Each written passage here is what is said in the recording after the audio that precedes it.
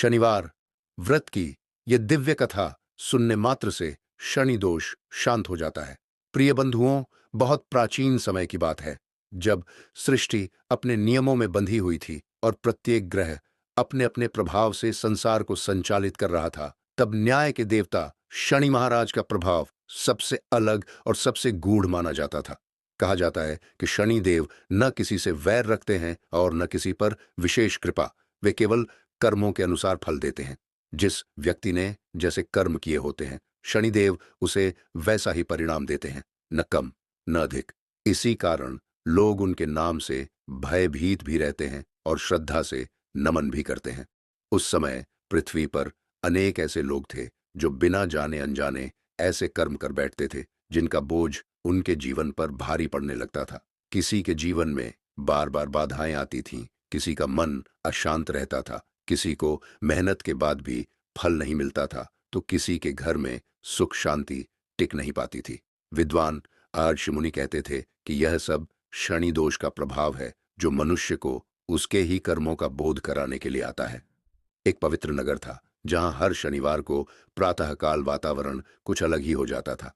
मंदिरों में दीपक जल उठते, शनिदेव के नाम का जप होने लगता और लोग मन ही मन अपने दोषों से मुक्ति की प्रार्थना करते। इसी नगर में एक साधारण सा व्यक्ति रहता था, जो जीवन की कठिनाइयों से बहुत परेशान था। उसने न तो किसी का बुरा किया था, फिर भी उसका जीवन संघर्षों से भरा हुआ था। कई बार उसके मन में यह प्रश्न उठता कि आखिर उसकी परीक्षा ही क्यों ली जा रही है। एक दिन वह व्यक्ति एक वृद्ध साधु के पास पहुंचा। साधु के चेहरे पर अद्भुत शांति थी, मानो उन्होंने संसार के सारे रहस्य जान लिए हों। साधु ने उसकी व्यथा सुनी और मंद मुस्कान के साथ कहा, वत्स, शनिदेव दंड देने नहीं, बल्कि जीवन को सही दिशा देने आते हैं। यदि तुम श्रद्धा और विश्वास से शनिवार का व्रत करो और शनिदेव की इस दिव्य कथा को सुनो, तो तुम्हारे जीवन की उलझनें स्वयं सुलझने लगेंगी। साधु ने बताया कि यह कोई साधारण कथा नहीं है।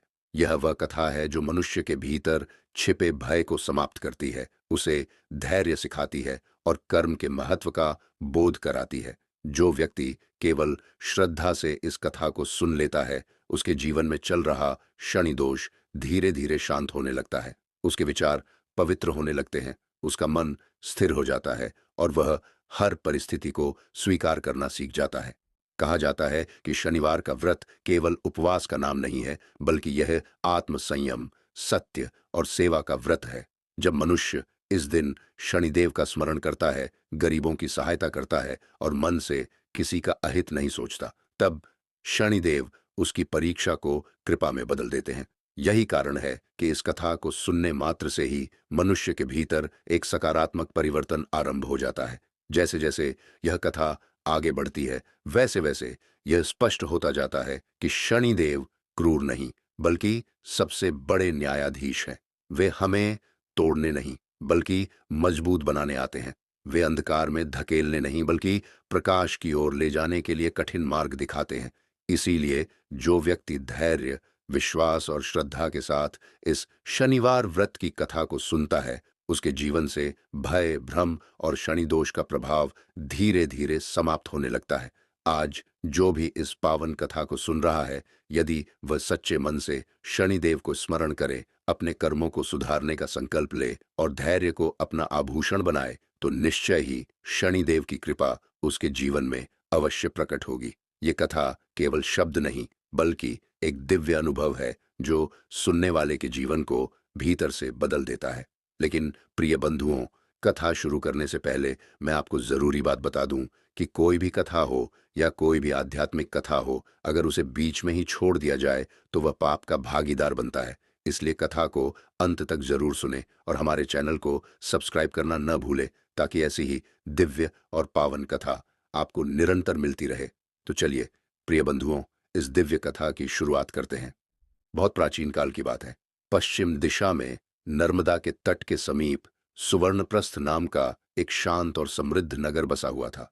ये नगर अपने अनुशासन, व्यापार और धार्मिक परंपराओं के लिए प्रसिद्ध था। नगर के मध्य में स्थित भव्य राजमहल को लोग धर्म शिखर भवन कहा करते थे, क्योंकि कभी वहां से न्याय और करुणा की सुगंध फैलती थी। पर समय के साथ परिस्थितियां बदल गईं। सुवर्णप्रस्थ पर शासन करता था राजा अजयसेन। वह वीर था, पर भीतर से अत्यंत संशयग्रस्त और कठोर स्वभाव का हो चुका था।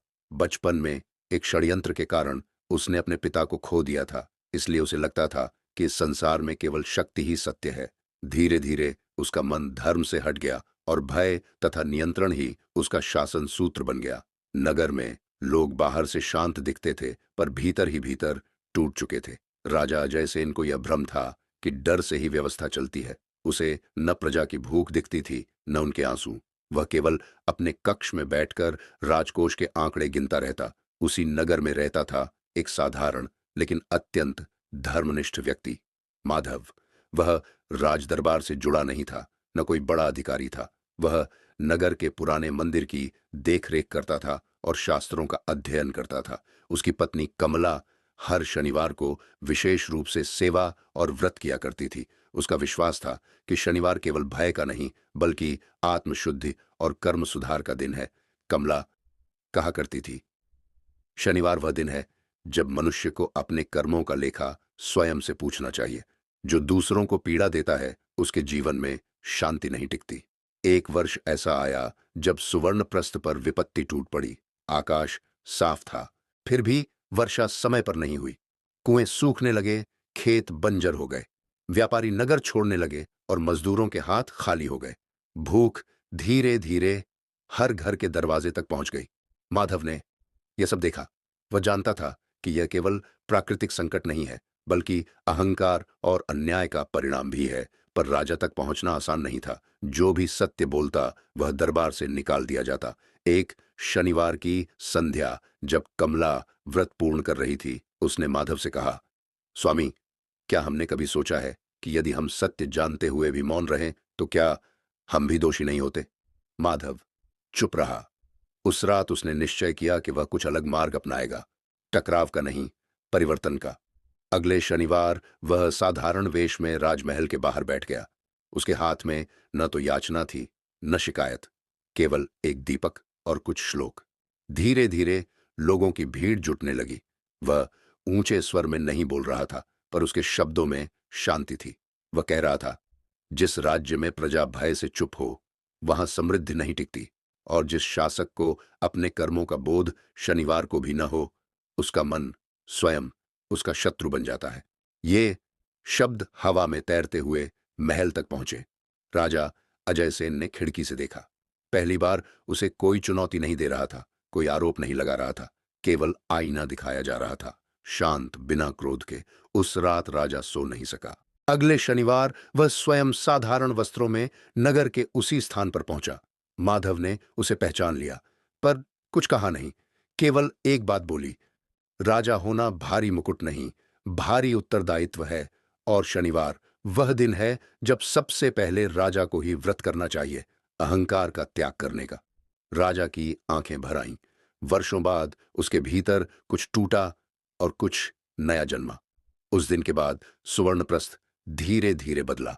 करों में राहत दी गई, अन्न भंडार खोले गए और हर शनिवार को राजा स्वयं प्रजा के बीच बैठकर उनकी बात सुनने लगा। कमला का व्रत केवल उपवास नहीं रहा, वह एक परिवर्तन का बीज बन गया। और लोगों ने समझा कि शनिवार व्रत केवल शनि को शांत करने का नहीं, बल्कि अपने कर्म, अहंकार और अन्याय को सुधारने का व्रत है। जो यह व्रत श्रद्धा और सच्चे भाव से करता है, उसके जीवन में अंधकार धीरे धीरे स्वयं प्रकाश में बदल जाता है। समय बीतता गया। सुवर्णप्रस्थ में अब शनिवार केवल एक दिन नहीं रहा, बल्कि आत्ममंथन का पर्व बन गया। हर सप्ताह जब सूर्य अस्त होता, तो नगर के कोने कोने में दीप जल उठते।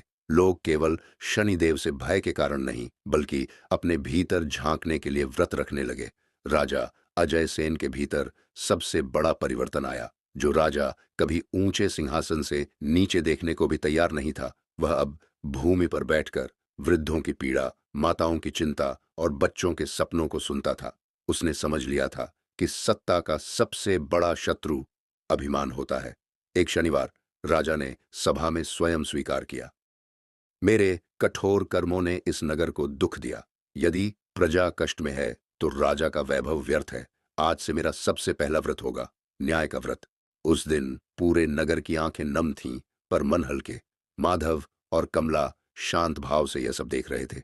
कमला ने धीरे से कहा, स्वामी, देखिए, सत्य कभी तुरंत फल नहीं देता, पर जब देता है तो पूरे जीवन को बदल देता है। कुछ ही समय में वर्षा लौट आई। खेतों में हरियाली फैलने लगी, व्यापार फिर से जीवित हुआ और बच्चों की हंसी नगर की गलियों में गूंजने लगी। पर इससे भी बड़ा चमत्कार यह था कि लोगों के हृदय से भय चला गया। अब शनिवार को लोग केवल तेल का दीपक नहीं जलाते थे, बल्कि अपने दोषों को भी प्रकाश में रखते थे। कोई क्रोध का त्याग करता, कोई छल का, तो कोई अहंकार का। कहा जाता है कि उसी नगर में शनि की दृष्टि पहले कठोर थी, पर जब कर्म सुधरे तो वही दृष्टि न्याय और संरक्षण में बदल गई। क्योंकि शनिदेव दंड नहीं देते, वे कर्मों का न्याय करते हैं। और इस तरह सुवर्णप्रस्थ ने यह सीख पाई कि शनिवार व्रत केवल दुर्भाग्य दूर करने का साधन नहीं, बल्कि जीवन को सही दिशा देने का संकल्प है। जो व्यक्ति इस दिन श्रद्धा, संयम और सत्य के साथ व्रत करता है, उसके जीवन से धीरे धीरे अंधकार हटता है और भाग्य स्वयं मार्ग बनाकर सामने आता है। प्रिय बंधुओं, अभी हम शनिवार व्रत की 3 सीख के बारे में जानेंगे। पहली सीख, शनिवार व्रत आत्ममंथन और कर्म सुधार का व्रत है। इस कथा से यह स्पष्ट होता है कि शनिवार व्रत केवल उपवास या भय से किया गया कर्मकांड नहीं है, बल्कि अपने ही कर्मों का लेखा जोखा करने का दिन है। जब राजा अजयसेन ने अपने अहंकार, अन्याय और कठोरता को पहचानकर उन्हें छोड़ने का संकल्प लिया, तभी परिवर्तन शुरू हुआ। शनिवार व्रत हमें सिखाता है कि यदि मनुष्य अपने दोषों को स्वीकार कर उन्हें सुधारने का साहस करे, तो सबसे बड़ा संकट भी समाधान में बदल सकता है। दूसरी सीख, अहंकार का त्याग ही शनि कृपा का मार्ग है। कथा में राजा का पतन और फिर उसका उत्थान इस बात का प्रतीक है कि शक्ति और पद के साथ आया अहंकार जीवन को अंधकार में ले जाता है। शनिवार व्रत का मूल भाव अहंकार त्याग है। जब राजा ने स्वयं को प्रजा के समान समझा और सेवा को अपना धर्म बनाया, तब शनि की कठोर दृष्टि भी न्याय और संरक्षण में बदल गई। यह सीख मिलती है कि शनिदेव दंड नहीं, बल्कि कर्मों का न्याय करते हैं। तीसरी सीख, सत्य और धैर्य से किया गया व्रत पूरे समाज को बदल सकता है। माधव और कमला का आचरण बताता है कि सच्ची श्रद्धा और संयम से किया गया शनिवार व्रत केवल व्यक्तिगत नहीं रहता, उसका प्रभाव पूरे समाज पर पड़ता है। बिना संघर्ष और क्रोध के केवल सत्य और शांति से किया गया प्रयास राजा, राज्य और प्रजा तीनों को बदल देता है। यह सीख मिलती है कि जब व्रत जीवन में उतरता है तो वह भाग्य ही नहीं, दिशा भी बदल देता है। प्रिय बंधुओं, अभी हम शनिवार व्रत की संपूर्ण कथा को जानेंगे। बहुत प्राचीन समय की बात है। धरती पर एक ऐसा नगर था जहां लोग कर्म में विश्वास रखते थे, परंतु फिर भी कई परिवार शनि दोष से पीड़ित थे। उस नगर में सुख संपत्ति होते हुए भी जीवन में बार बार बाधाएं आती थीं। कोई व्यापार में हानि झेल रहा था, कोई रोगों से ग्रसित था, तो किसी के घर में कलह का वातावरण बना रहता था। लोग समझ नहीं पा रहे थे कि इतनी मेहनत और सच्चाई के बाद भी दुख क्यों पीछा नहीं छोड़ता। उसी नगर में धर्मशील नाम का एक निर्धन ब्राह्मण रहता था। वह अत्यंत सत्यवादी, दयालु और भगवान का भक्त था। निर्धनता के कारण उसका जीवन कठिन था, परंतु उसने कभी अधर्म का मार्ग नहीं अपनाया। उसका पुत्र भी संस्कारी और परिश्रमी था, फिर भी उनके जीवन में शांति नहीं थी। अक्सर ग्रह पीड़ा के कारण उनके कार्य बिगड़ जाते थे। एक दिन अत्यंत दुखी होकर धर्मशील ने भगवान का स्मरण किया और मन ही मन प्रार्थना की कि उसके जीवन का कष्ट दूर हो। उसी रात उसे स्वप्न में एक दिव्य तेजस्वी पुरुष दिखाई दिए। उनके शरीर से नीली आभा निकल रही थी, नेत्र गंभीर और मुख पर करुणा थी। उन्होंने कहा, मैं शनिदेव हूं। तुम्हारे पूर्व जन्म और इस जन्म के कुछ कर्मों के कारण तुम्हारे जीवन में बाधाएं हैं, परंतु यदि तुम शनिवार का व्रत श्रद्धा और नियम से करोगे तो शनि दोष शांत हो जाएगा और जीवन में स्थिरता आएगी। इतना कहकर वे अंतर्धान हो गए। सुबह उठते ही धर्मशील का हृदय आशा से भर गया। उसने निश्चय किया कि वह पूरे विधि विधान से शनिवार का व्रत करेगा। पहले ही शनिवार से उसने प्रातः स्नान करके काले वस्त्र धारण किए, शनिदेव का ध्यान किया और दिन भर सत्य, संयम और सेवा का पालन किया। उसने किसी का अपमान नहीं किया, न ही किसी से झूठ बोला। सायंकाल पीपल के वृक्ष के नीचे दीपक जलाया और शनिदेव से क्षमा याचना की। समय बीतता गया। हर शनिवार वह पूरे नियम से व्रत करता रहा। प्रारंभ में जीवन में विशेष परिवर्तन नहीं दिखा, परंतु उसके मन में शांति आने लगी, धैर्य बढ़ने लगा और क्रोध कम होने लगा। कुछ ही महीनों में उसके कार्यों में धीरे धीरे सफलता के संकेत मिलने लगे। जहां पहले हानि होती थी, वहां अब स्थिर लाभ होने लगा। पुत्र की शिक्षा में बाधाएं दूर होने लगीं और परिवार में प्रेम का वातावरण बनने लगा। एक दिन नगर का राजा भी शनि पीड़ा से परेशान होकर किसी उपाय की खोज में था। ज्योतिषियों ने उसे बताया कि उसके जीवन में चल रही कठिनाइयों का कारण शनि दोष है। उसी समय किसी ने धर्मशील के परिवर्तन की कथा राजा को सुनाई। राजा ने उसे दरबार में बुलाया और उसके अनुभव के बारे में पूछा। धर्मशील ने पूरी सच्चाई से शनिवार व्रत की महिमा बताई और कहा कि यह व्रत केवल दुख दूर करने के लिए नहीं, बल्कि कर्म सुधारने और धैर्य सीखने का मार्ग है।